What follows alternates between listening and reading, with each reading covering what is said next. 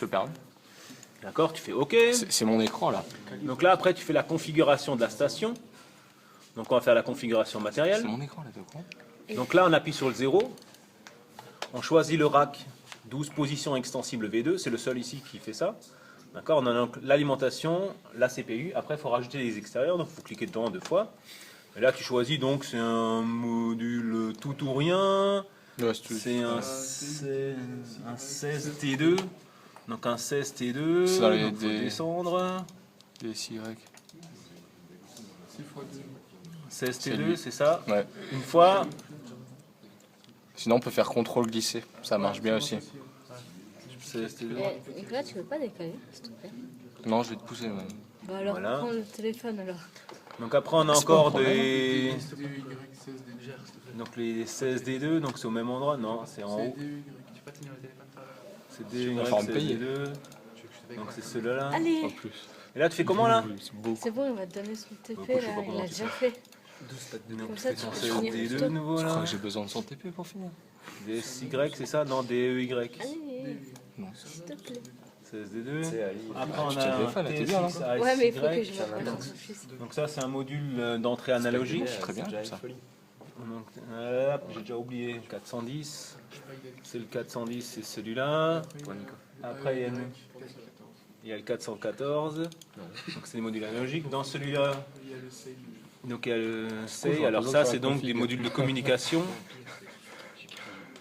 D'accord. C'est le CML, coupleur ASI. Oh merde. D'accord. Voilà, on a fini là. Non, pas encore. On a encore un module au bout. Donc, on a encore un dernier module. C'est un module normalement d'Ethernet. Donc ça reste dans la communication. ETY 5103. C'est celui-là.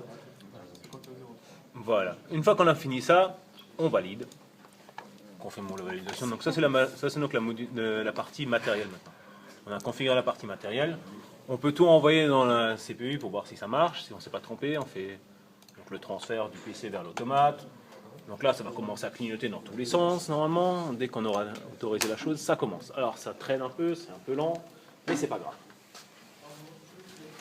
D'accord. Alors, normalement, on devrait avoir, donc bientôt, comme on reprogramme l'ensemble, on devrait avoir une erreur ici, puisque on a branché les entrées. On a branché les entrées, mais on n'a pas dit ce que c'était comme module, puisqu'on vient d'effacer la mémoire. D'accord. Donc là, lui, il indique erreur. Il indique erreur. Et ici, si on prend la main, si on regarde maintenant ce qui se passe en fait au niveau de l'automate, donc si maintenant on fait le transfert dans l'autre sens, vous voyez apparaître ici l'erreur. Ça clignote en rouge. Donc là, quand tu te mets là-dedans, voilà, boum, c'est la partie mise au point. Il vient détecter les capteurs que tu as branchés. Si maintenant tu débranches un capteur, au hasard, hein, j'en débranche un, vous voyez qu'il va disparaître. 4. Là, je viens d'en faire disparaître un. C'est le module 5 qui vient disparaître. Vous voyez, maintenant il réapparaît. Donc il m'indique juste que c'est un 1FF, mais je ne sais pas plus. Donc le 1FF, c'est ce qu'on appelle le profil. S11. D'accord. Après il y a le 11 qui donne le profil. Donc après, si vous voulez configurer ça, il faut mettre en mode configuration. Il faut quitter ça, il faut revenir dans le mode console ici. D'accord. Alors j'avais l'adresse 1, donc je double-clique dans l'adresse 1. Tout ce matériel n'est plus vendu, donc c'est out of sale. Et là, je vais chercher donc dans la colonne ici, vous voyez, il y a marqué 0FE et ainsi de suite. On va chercher les 1FF. Et dans les 1FF, normalement, on devrait trouver notre super capteur. Si je regarde, sur le côté, là, il y a marqué XUJK 123 538. 123 538 c'est lui. Voilà, donc j'en ai un à l'adresse 1. Je peux regarder ici, il m'indique où ils sont branchés. Et après, c'est 3, 4, 5. Donc là, rebelote. Comment, je ne sais pas si on peut le faire autrement. Donc vous regardez de nouveau les 1FF, c'est celui-là. Donc ça c'est un simple travail de répétition. Vous avez pas testé le copier-coller une fois? Non, jamais. On va essayer. Contrôle glissé aussi. Ouais. Contrôle glissé, ça marche pas. Non, Non, enfin, Non. quand on est, quand une fois Faites que lui, cliquer là. Mais lui, Ouais, contrôle C. Contrôle. on contrôle et là on glisse. Non, Non. fais contrôle C déjà. Fais un contrôle V. hop là. Oh, ça marche. Voilà, ça marche. Voilà. Donc a priori il est d'accord. Tu l'avais Une fois que j'ai essayé fait ou- ça, je valide. D'accord. Donc j'ai validé ça dans la station ici. Il a raison. Je revalide ici dans toute la configuration matérielle. Je renvoie tout au PC. enfin à l'automate, pour lui dire regarde ce qui est connecté, quel est le matériel, et normalement ici le in-out erreur devrait s'arrêter. On va voir si c'est vrai. Oh là là là là là là. Ouais, c'est un peu long. Mais c'est pas grave. Ding ding ding, tout le monde clignote. Et Artung. Et il y a toujours encore une erreur. Mais il n'a pas fini, monsieur. Et maintenant, il n'y a plus d'erreur. Voilà, parce qu'il n'avait pas terminé. Donc là, vous voyez que maintenant c'est configuré. Alors maintenant, pour accéder donc à ces entrées, rien de plus compliqué, on note le module ici. C'est le module 8, qui correspond donc aux entrées ASI. Donc là, je vais me mettre dans un programme, dans une section. Je vais faire créer. Alors un nom standard, on s'en fout, on met ladder, on met... Voilà, un nom tout à fait commun. Donc on va faire P. D'accord, on fait OK. Bon, il veut pas là. Pourquoi il veut pas? Il n'a pas assez de lettres. Putain. Poppy, on l'appelle Poppy ou Oppy. Voilà, donc là il a su faire. Et lui qui Quand on ouvre ça, là on lui dit voilà, je prends une entrée. T'es trop têtu, Nicolas. D'accord, je prends une entrée. Enfin, c'était une sortie, dommage. Je prends une entrée. Bon, maintenant il veut plus. Hein. Non, faut supprimer la sortie. Ah, la sortie, il faut la programmer, donc il faut lui dire attends. Sinon, on peut faire les Ouais, shops, ça sinon on marche fait aussi. comme ça. On met une entrée à cet endroit-là. Cette entrée, si je veux utiliser par exemple l'entrée 1 de ce module, je vais dire que c'est %. Alors il faut mettre %, c'est une entrée. C'était, je me trompe pas, c'était le slash dans ce sens-là ou dans l'autre Non, sens? dans l'autre sens. Dans l'autre sens, Sur donc le c'est le 8. ALGR 8. D'accord. À ce moment-là, j'indique le numéro de module, donc c'est le module 8.0. Module 8.0. ALGR, et là c'est l'entrée numéro 1. D'accord. Entrée, c'est long. Entrée numéro 1. Mais ça ne suffira pas. Je rajoute encore un point 0 Ah oui, c'est vrai. et je vais vous montrer pourquoi. Quand je mets ça, donc ici, là, c'est le module 8, entrée 1, donc c'est l'entrée numéro 1, mais cette entrée 1, en fait, va avoir 4 bits qui vont varier.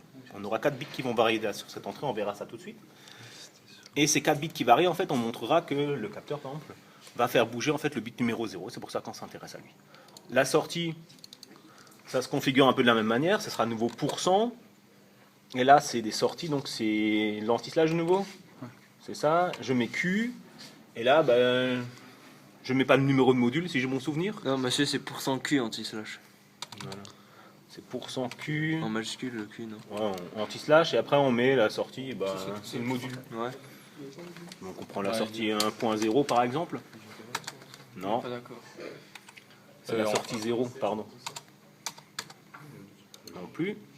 Donc c'est quand même le module. Le module, c'était le module numéro 2. Ça, je peux le retrouver dans la configuration matérielle. D'accord, donc c'est la sortie 2.0. Vous voulez l'afficher sur une sortie DI, c'est ça?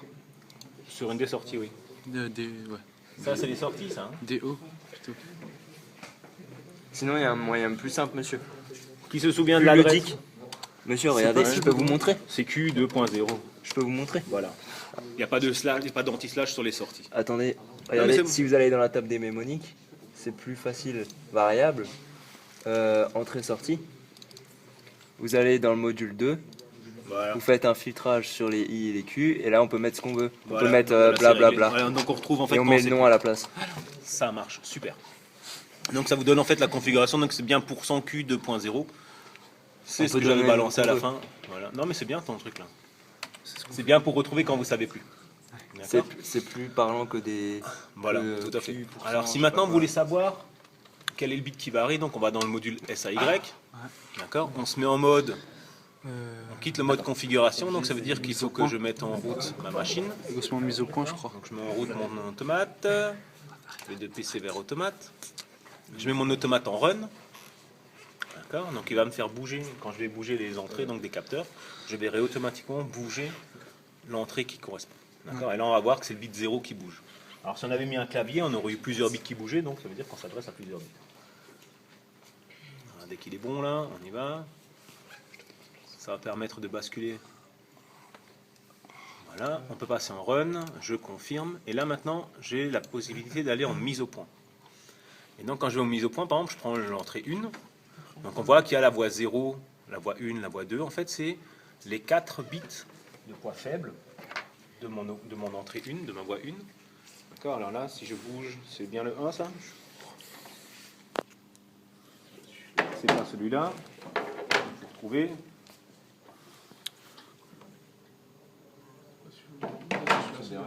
Ah, c'est celui qui a bougé là. Voilà, donc là c'est le dernier. Donc là on voit que si je détecte, ça met un 1. Si je détecte pas, le bit 0 passe à 0. C'est aussi bête que ça. Donc quand je regarde maintenant dans mon programme, quand je lui ai mis la liaison, d'accord. Donc si je retourne maintenant, donc ça c'était la partie mise au point. Donc dans la mise au point, vous arrivez à tout retrouver. Si je regarde mon programme, donc normalement si je bouge mon 1, je ne l'ai pas validé ça. Il faut que je revienne en mode console. D'accord, là c'est bon. Si c'est validé. Il faut que je transfère tout à l'automate. Donc pour lui indiquer ce programme-là, simplement ce petit programme qui existe. Une fois que c'est fait, il faut qu'il repasse en mode stop. Après il faut que je le relance de nouveau. C'est un peu long, mais c'est pas grave. Une fois que ça c'est fait, vous verrez que lorsqu'on détectera, ça va passer en surbrillance noire et la sortie va être validée. D'accord, ce sera le bit 0 normalement du module 2, donc celui-là. On va voir si c'est vrai cette affaire. Ça charge. Ouais, c'est pas fini. Donc ASI, c'est simplement ça. D'accord, ça permet simplement de déporter les entrées-sorties. Avantage de la chose, c'est qu'on se retrouve avec des éléments qu'on peut brancher comme on veut. Donc là, il est passé en run. D'accord, donc vous voyez maintenant, je passe ma main à quelqu'un là, donc je vais encore le mouver en main. Donc autant en mettre que 1 lorsqu'on fait ce genre de test. D'accord, donc quand je détecte, vous voyez que la sortie 0 ici, c'est en plan. Ok, donc maintenant ça se traite exactement comme n'importe quelle entrée-sortie pour l'automate. On est bien d'accord? Super simple. Voilà, c'était donc la partie 1. C'est bon? Donc maintenant vous traitez